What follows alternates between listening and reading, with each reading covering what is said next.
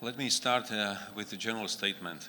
I think imposing tariffs in such a brutal way really doesn't help either side. It will not help the situation in Africa, but it will not help situation in Europe, Asia, and even United States.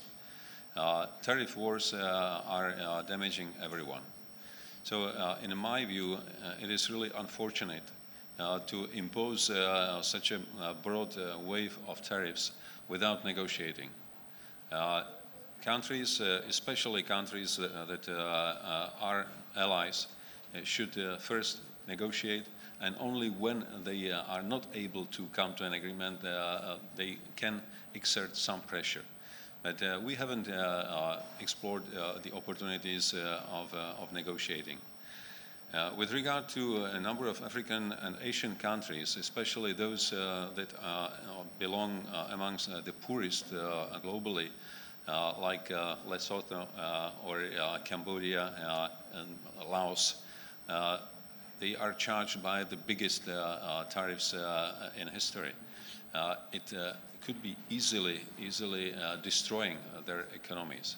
So I really think that we have to collectively address the United States to rethink this approach and to negotiate, because I believe only by negotiating we can achieve a result that will be both beneficial for the United States, balancing more their trade with the world, but also not destroying countries, because by damaging their economies so much, it would create a number of problems that will have to be dealt with later on. That may prove much more costly than reducing the pressure on tariffs.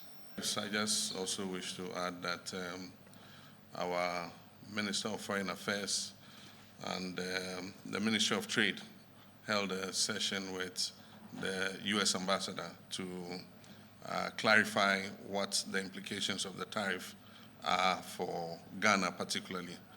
And I think in the next few days, the Minister of Foreign Affairs will release a paper, a statement on what the implications of those tariffs are.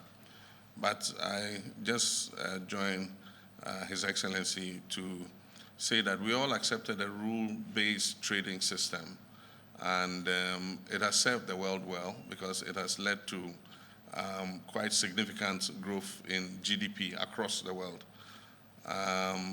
It is unfortunate that without resorting to the rules-based system, one country unilaterally decides to increase tariffs across board on all countries.